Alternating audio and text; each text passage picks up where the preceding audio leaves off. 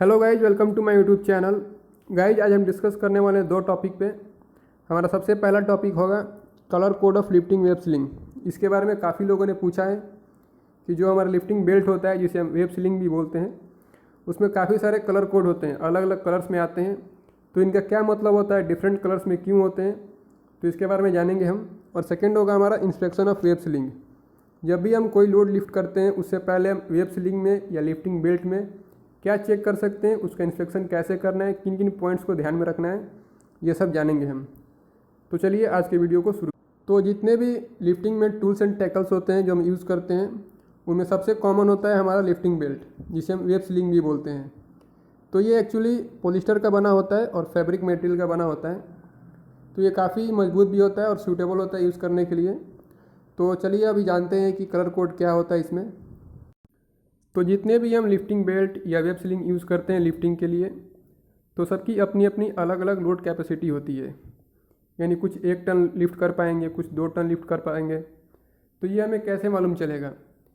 तो इसी को आसान करने के लिए हम कलर कोड का यूज़ करते हैं। अलग अलग बेल्ट्स को हम अलग अलग कलर में रखते हैं ताकि हम पहचान सकें कि कौन सा बेल्ट कितना लिफ्ट कर सकता है। तो कलर कोड से हम पहचान सकते हैं कोई भी बेल्ट को देख के ही कि ये बेल्ट हमारा कितना लोड ले सकता है, इसकी कैपेसिटी क्या है। तो अभी हम जानेंगे कि अलग अलग कलर कोड में क्या क्या लोड कैपेसिटी है। सपोज़ कि अगर येलो है तो वो कितना लिफ्ट कर पाएगा, ऑरेंज है तो वो कितना लिफ्ट कर पाएगा, तो ये हम जानेंगे। तो अभी चलिए देखते हैं। तो कलर कोड के साथ साथ हमें एक और चीज़ ध्यान देना होता है। आप देख पा रहे होंगे इस बेल्ट में वेब स्लिंग जो हमारे पास है, यहाँ पे ब्लैक ब्लैक स्टिचेज दिए होंगे, धागे देख पा रहे हैं ये ब्लैक ब्लैक। तो इससे भी हमें मालूम चलता है कि ये बेल्ट कितने कैपेसिटी का है। तो जब भी हम किसी बेल्ट का जो भी हम कैपेसिटी अगर देख रहे हैं, तो हमें कलर और ये लाइनिंग दोनों देखना होता है, तभी हमें श्योर होंगे कि ये जो हमारा बेल्ट है कितना लिफ्ट कर पाएगा। तो अभी हम चार्ट के हेल्प से देखेंगे कौन बेल्ट कितना लिफ्ट कर सकता है। तो यहाँ आप चार्ट में देखिए, अगर कोई बेल्ट वायलेट कलर का है तो ये आप जान लीजिए कि जो बेल्ट है इसकी कैपेसिटी है 1 टन, यानी ये 1 टन तक लोड ले पाएगा, इससे ज़्यादा नहीं ले सकता है। और ये अलग अलग mm के आते हैं, डाया के 25 mm, 30 mm, 50 mm, ये अलग अलग डाया के आते हैं। लेकिन अगर इसका कलर वायलेट कलर है तो ये आप मान लीजिए कि ये 1 टन ही लिफ्ट कर पाएगा। और यहाँ पे देखिए ये जो 1 लिखा हुआ है, इसका मतलब है जो भी हमारा वेब स्लिंग है, बेल्ट है, अगर इस पर एक धागा है, ब्लैक जो धागा दिख रहा है, अगर एक है तो यानी ये 1 टन उठा पाएगा। तो आपको ये दोनों देखना होता है, कलर भी और ये धागे भी। इस पर जो ब्लैक धागे दिए हुए हैं, इसके हेल्प से आप श्योर कर पाएंगे कितना लोड ले पाएगा। तो अभी आगे देख, ऐसे ही अगर कोई ग्रीन बेल्ट है तो ये 2 टन तक लिफ्ट कर सकता है और इस पर 2 धागे होंगे, ब्लैक धागे। तो आपको धागे भी देखने होते हैं। और जैसे येलो है तो 3 टन तक लिफ्ट कर सकता है, 3 टन। इसमें जो धागे होंगे 3 धागे होंगे, अलग अलग होता है, 75 का, 19 का। और जो ग्रे कलर का होगा तो ये 4 टन लिफ्ट कर सकता है और इसमें धागे 4 होंगे। अभी आप यहाँ ध्यान दीजिए, ये जो हमारा ऑरेंज बेल्ट है ये अलग अलग टन में आते हैं।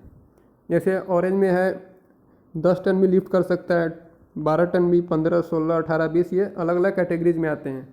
तो ये कैसे हम अंतर कर पाएंगे, क्योंकि हमने तो पढ़ा कि ऑरेंज में अलग अलग टन्स के हैं। तो आपको यहाँ पे ध्यान देना होगा, ये लाइनिंग पे। जैसे मैंने पहले बताया आपको, तो अगर इस पर 10 लाइनिंग है ऑरेंज वाले पे, तो ये मान लीजिए आप कि ये 10 टन तक लिफ्ट कर सकता है। अगर 12 लाइनिंग्स हैं तो 12 टन, ऐसे करके अगर 20 लाइनिंग है तो 20 टन तक ये लिफ्ट कर सकता है। तो ये है, इसलिए हमको दोनों को ध्यान देना होता है, कलर कोड को भी और ये ब्लैक स्टिचेज को भी।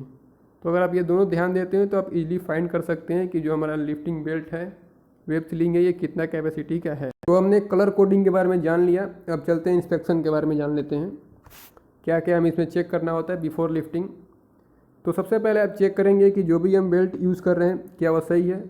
सही होने का मतलब अकॉर्डिंग टू लोड जो हम बेल्ट ले रहे हैं वो उस लोड को कैरी कर सकता है कि नहीं, लिफ्ट कर सकता है कि नहीं, उतना कैपेसिटी का है कि नहीं। सपोज़ कि कोई लोड 10 टन का है तो आपको बेल्ट भी उसी के अकॉर्डिंग लेना होगा।